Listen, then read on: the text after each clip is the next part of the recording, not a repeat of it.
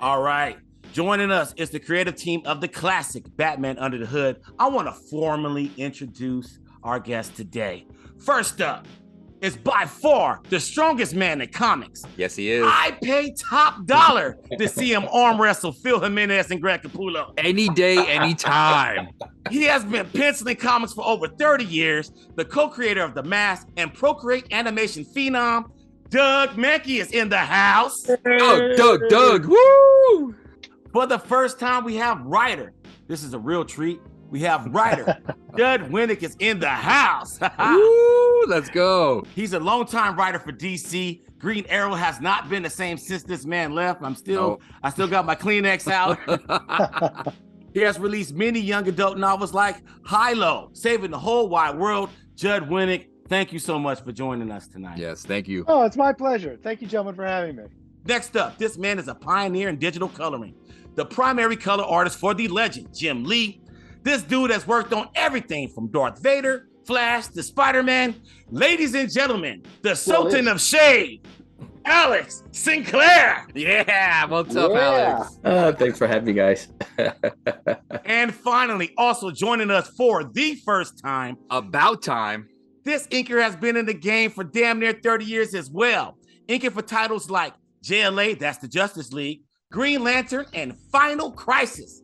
I couldn't wait for this man to join us to share this story of the tale of two wins, a bastard story.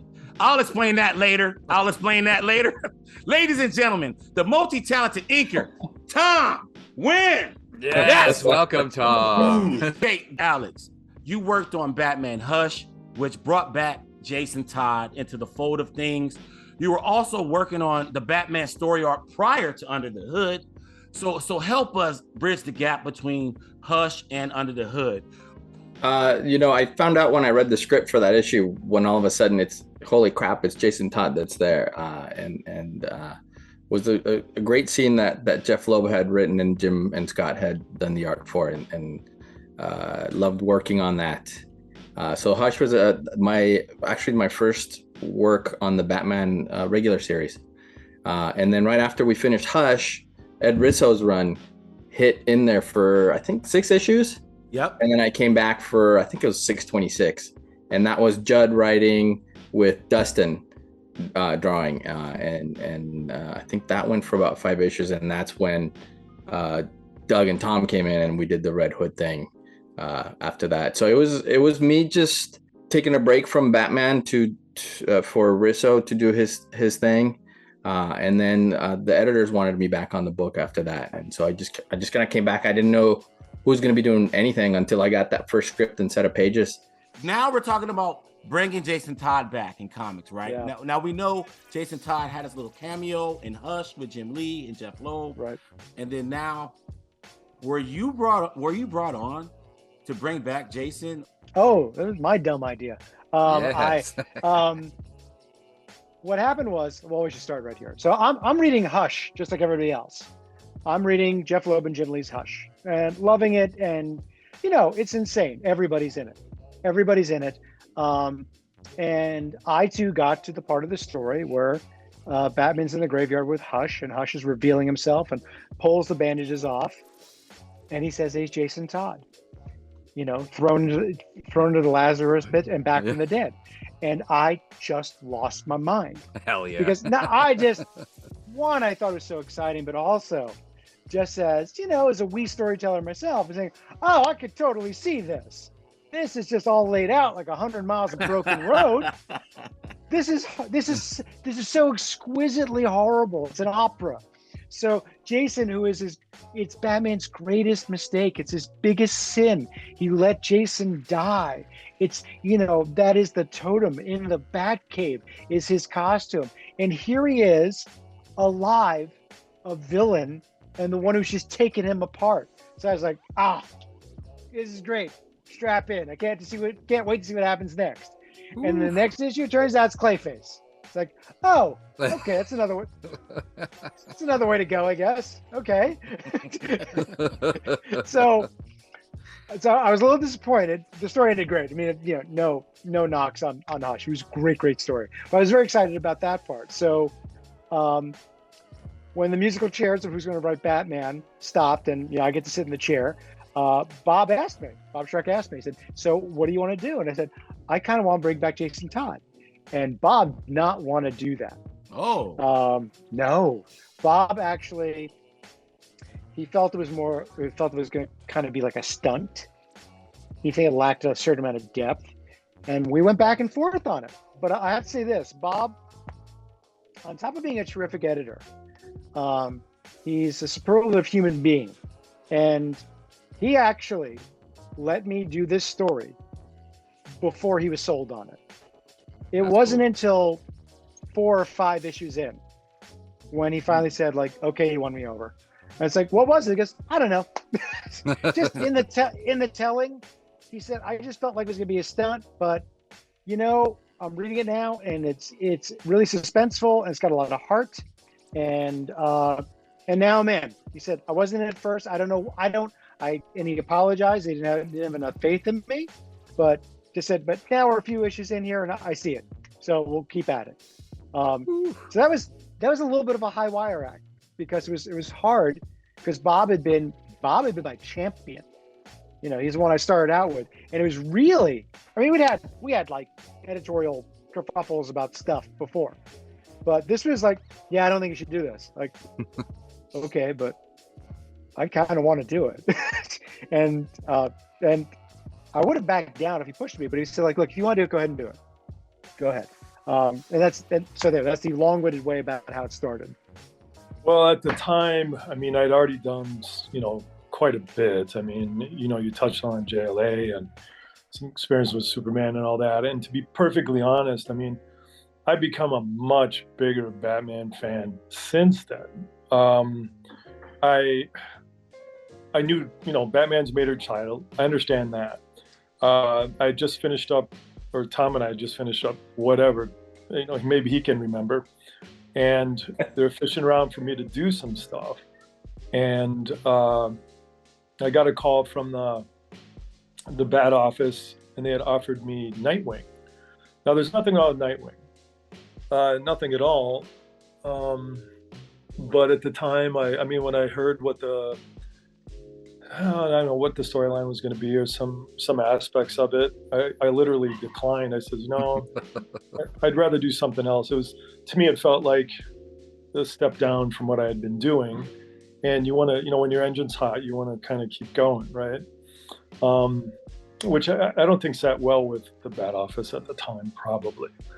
And then my good friend and editor, Pete Tomasi, he walked down to, I can't remember who he must have made a request of, but he went down, he says, don't let them offer him Nightwing. They should offer him Batman. It might have been Dan at the time. Maybe it's the deal. It all mixes up together in my head. I think it was still Paul, yeah. It was Paul? I think Paul was still there, yeah. I guess that was a long time ago, wasn't it? Yeah. But Paul probably said, you know what, you're right. And so he went down and he said, put Doug on Batman. And so they called me up and let me know. And at that point, the relief is, I'm on a book, and that's the first part that occurs to you, is like, that's a good deal. And to be honest, I didn't grow up a Batman fan even. To me, Batman, we've already talked about this before, but I was a Marvel kid. I didn't know much about DC. So I didn't have like a grasp of the magnitude, nor did I understand like the concept of how pivotal bringing Jason Todd back was. I didn't even know how long he had been gone.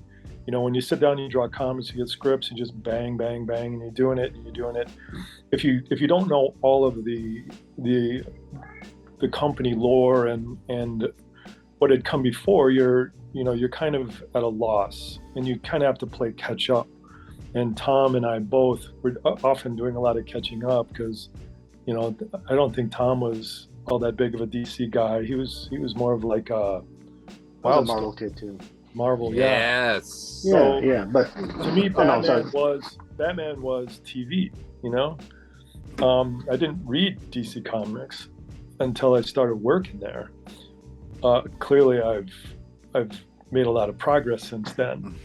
So, and Batman was part of JLA, so I'd already drawn some Batman. The first half of my career being with Doug, I don't really get into the trenches as far as dealing with the behind the scenes and maybe even some of the politics behind what decisions get made. I think at the time, it was just more kind of assumed that because we were a team, whatever Doug was working on, I would just kind of tag along with it. I do remember that we were coming off of Justice League Elite because we had done like 2 or 3 years on JLA, and then from there we did the 12-issue maxi series of Justice League Elite. And when that was done, one of the things on my mind was, are we going to have work after this? And then I think, editorial barely even communicated with me. A lot of my communication was just through what they told Doug, and Doug would call me. Oh yeah, I guess we're just moving on to Batman. I'm like, okay, sweet. And like Doug said, we don't really know the magnitude of what we were about to embark. Really, it wasn't until after Red Hood storyline came out, years after, that I started to actually understand and realize how important that story was. Because after Batman, I remember I was jumping, helping out on Final Crisis right away, and then I had the tag team between Doug and Pat Gleason on Blackest Night. So during that time, it was a whirlwind of just hopping back and forth on different projects and just trying to meet deadlines. And whatever we had done, at least for me, it was just rear view mirror. And the pivotal moment for me was that, we get like royalties every quarter, but it was like when the Red Hood, like I always saw bigger royalties from other books I had worked on, and then slowly from behind, the Red Hood caught up and just overtook. And we're talking about today, I don't even work full-time in comics anymore. I hadn't in a few years. I try to keep one foot in it, but to this day, like the Red Hood is the one that keeps getting brought up all the time. It's always the biggest thing on my royalty statements. It's the thing that gets me, like I said before, invited to comic book conventions. And I started to put the pieces together after that, and then they sent, I get a DVD of the animated movie in the mail one time, and then, which I still haven't watched. I jumped straight to the special features section because I wanted to see if they used any panels from the book. That's all I cared about at the time. And then, and then he started to appear in like media and video games, and it just kind of slowly, it slowly made me realize, like, I think I worked on a pretty big deal storyline. Is there a moment or a page within Batman Under the Hood that you were impressed with yourself? This is a roundtable discussion. Starting with you, Doug. Unfortunately, I can't tell you the issue number because I just don't remember which one it is. It was the last one I did. And it's not even a single panel. It was a sequence where the Black Mask is fighting the Red Hood. And I just loved how that turned out. To this day, I just love that fight scene. To me, it's the best fight scene I ever did. So many cool things happened in it. Because I remember specifically some of the things, like stabbing him in the back with a pool cue and stuff like that. But it was working out all of these, because it was a lot. It was several pages worth. And it just, I don't know. I've always been proud of it. I'll even look back at it to reference, how did I used to do stuff? What's the takeaway from looking at this? Because it was beautifully inked, beautifully colored, and I think it's just a fantastic fight scene. I think it's the ending that we were talking about, where Jason and Bruce have it out about Joker. The entire scene had been in my head when I started, and right down to Bruce, Jason saying, "How could you let him live?"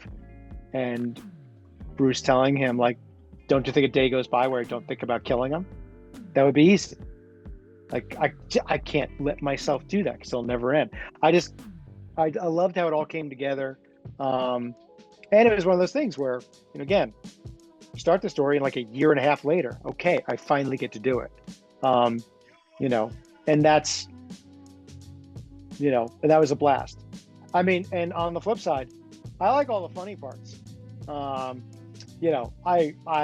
liked the jokes. I like it that, Jason's on a rooftop holding a rocket launcher and Black Mass looks through the window and sees him. Jason gives him a wave. And Black Mass takes off, and Jason lifting up the rocket launcher, like, boy, he can move when he wants to. And fires the rocket off. Tom, what about you? Iconic. Yeah, for me, the two things that stand out to me were that opening double page spread, which I believe was pages 2 and 3. I mean, that's like an iconic image. I mean, I was proud of how my line work came out. It was just an awesome scene. The colors was just amazing. And the only other notable thing that I recall from working on it, I don't remember the issue number. I remember it was the one with Amazo in it, that issue. Oh, yes. So here's a little footnote from that issue. So I and an inking assistant, and my assistant, all he did was just fill in the blacks, just to help speed me up. But together we did that entire issue in 1 week. Like literally we did 7 days. Wow. In 1 week, because I think we were just so behind, and when we got the pages, the book was already late and everything, and it's not my best work inking, but in the time that we were given to do it, I was really proud of how it came out, and then I was like, well, in the parts that were look rushed and sloppy, happens to all of us, I'm not proud to admit that. You hope that the colorist comes through, and I'm like, Alex, just save me here. Make me look good, buddy. I know you can do it. And Alex just comes in, and I get the book back, I get the comps back, and I'm like, oh my gosh. I mean, it was so nice. It was so beautiful. So thanks, Alex. All right, Alex, what about you? Your favorite moment? You know what? I loved doing that helmet, man. That red helmet was so cool to work with. One of the things that I did love about working on Doug and Tom's art was, like I mentioned before, it's graphic, and so I started doing rendering. Back then I was doing rendering shapes with gradients and airbrush, and I started to make them more graphic than realistic, because I thought that would lend itself better to their art style, and I just loved experimenting on the helmet with different shapes for the lighting and stuff like that. That and that leather jacket, I loved working on both those things, and so it was page after page of it. So it's just kind of coming together of all that. I just kind of enjoyed working on it continuously because I got to kind of push myself and experiment as I was working on it all the way through. Batman Under the Red Hood is pound for pound, no hyperbole, pound for pound, the best Batman movie. Better than all of them. Sinclair.